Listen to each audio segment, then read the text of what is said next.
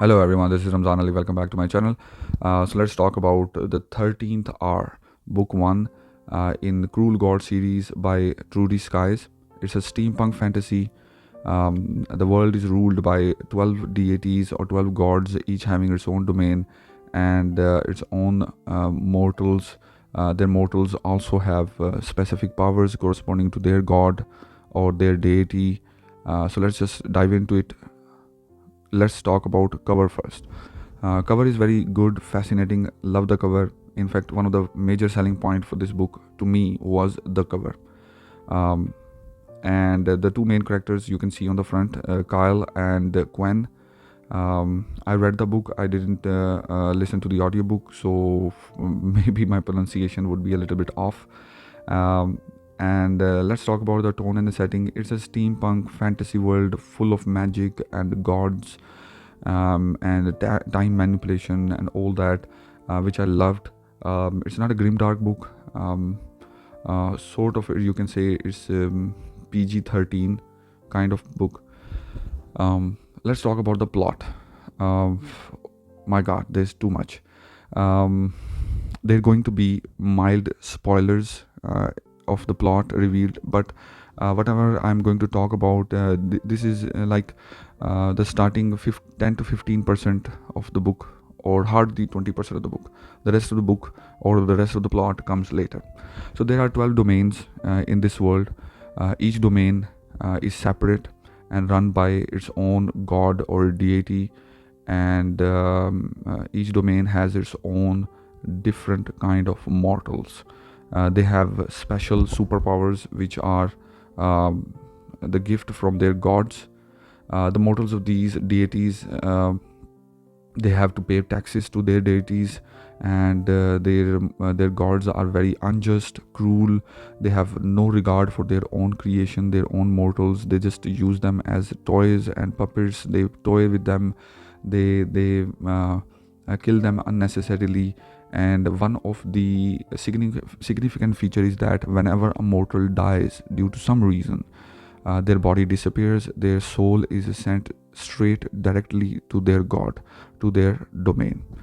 There's a 13th city outside of the 12 domains, and the city is called Chime, where there's no god, and none of the god from the 12 other domains can enter into this Chime city, and the mortals from all the 12 cities, all the 12 domains can coexist in this city. And it's a very cosmopolitan kind of advanced steampunk city. So Chime has a portal for the entry into the each domain. So if the mortal of the one domain wants to go into another domain, he has to first come to the city of the Chime through this portal, and then use the same portal on another time to enter into a separate domain. The portal runs for 12 hours of the day, and each hour it opens for a different domain, and you can enter into that domain only for 1 hour.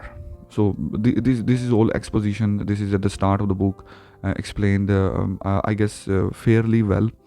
The Chime and the portal is powered by a mysterious fluid called ether. Chime is ruled by wardens, which are sort of like time lords called diviners, and they are the mortals of one of the high god called Dor, who is the god of time, you can say. And these diviners and the rest of the domains are very much cruel, especially to the Vespers, who are the mortals of the shadow domain. They can control shadows. Due to these cruelties and injustice inflicted upon Vespers and some other lower mortals, these mortals have formed a group called Godless in the underground slums called as Undercities within the Chime. So you can see that there are different levels within the Chime as well. The Undercity is the slums where all sorts of lawless and you can say the people who are not treated well, the lower citizens, the Vespers, the other mortals of different domains can exist, specifically those who are running from their own gods. So the whole story revolves around our main character, Kayl, who is a Vesper, and she can control shadows, and a diviner, a time lord, a time manipulating warden called Quen. Kayl is a godless, and that helps, and she and her group helps mortals who need protection from their gods, who need to hide from their gods and their domain. Quen is hunting these godless. So the story moves on from there. Kayl has a mysterious past that is linked to the mystery of the city of Chime. That's all I can say without spoiling the whole plot. So all of this is explained in the starting 10 to 15% of the book. So there's no big spoiler there. Let's talk about the characters. Each of the main and side characters have their own abilities, which are quite fleshed out, and I love their abilities. Not every mortal of the 12 are explained, but like 3 to 4 or 5 of the mortals of different domains are explained, and I loved how their abilities are explained. Each of these have their weaknesses and their strengths, but apart from that, most of the characters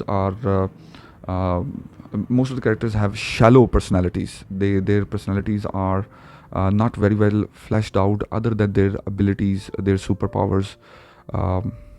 So let's talk about the writing style and prose. Writing style is not simple. Sometimes it's a little bit difficult. It was a little bit difficult for me to get into, particularly at the start. I wouldn't recommend for any beginner reader or someone who is struggling with reading lately. They might DNF this book. Now let's talk about some prose. The world building is amazing and vivid. In fact, the whole book is standing and highly relying on the world building. We don't see all the 12 domains, as I said, but the Chime and one domain we do see are explained well. I liked how the powers are explained and how all have some kind of weakness, and that weakness can easily be exploited by the people who are hunting them. What are the cons? First chapter was a little bit difficult for me to get through, first 1 or 2 chapters, and some of the info dump is very hard to get into, almost turned me off at the start of the book. First 10 to 15% of the book was the most difficult for me to get through, but after that it became a little bit more engaging. Not engaging hook at the beginning of the book. I think there could have been a much more engaging and much more powerful hook at the beginning of the book. Characterization at the most part, as I said before, that relied too much on the abilities of those characters rather than other personality traits. The only character that I loved the most was the main protagonist of the book, Kayl, who is explained to be a Vesper woman that can control shadows, and she's godless, and she's running from her god and also from the warden of the Chime city. It's close to a slow burn epic fantasy novel, and when at the end it does pace up near the climax, then books start getting into the details and the nitty-gritty of the trains and the world building once again, and that was a little bit frustrating. I think at the climax, the author should have focused more on the action and less on the details that have already explained before. This is still nitpicking and not very big issues. I still enjoyed the book, loved the world Trudie Skies have developed, and though the book had some issues, overall I enjoyed it. Would definitely check out the sequel in 2023. I would give it overall 7 out of 10, which is a very solid 7 out of 10. Hopefully I would appreciate more when the author builds up on the first book, on the foundation of the first book, and hopefully I would I think I would appreciate the sequel more, because now I know the world, I understand the world, and I have gone through the book 1 more. But let's see, I will definitely check it out in 2023. So have you read it? have you gone through the book 1 of the Cruel Gods? I understand this is a very underrated book, and not much people are going to watch this review as well. But if you do watch, I highly recommend that you do check it out, and I think that you would love the world building in this book. So that's it. Let me know your comments below, and like the video, subscribe to my channel. Let me know if you have any book or any kind of recommendations that I should read or go through, or any recommendations in general how I can improve this channel, and recommend this book to your friends as well. See you next time.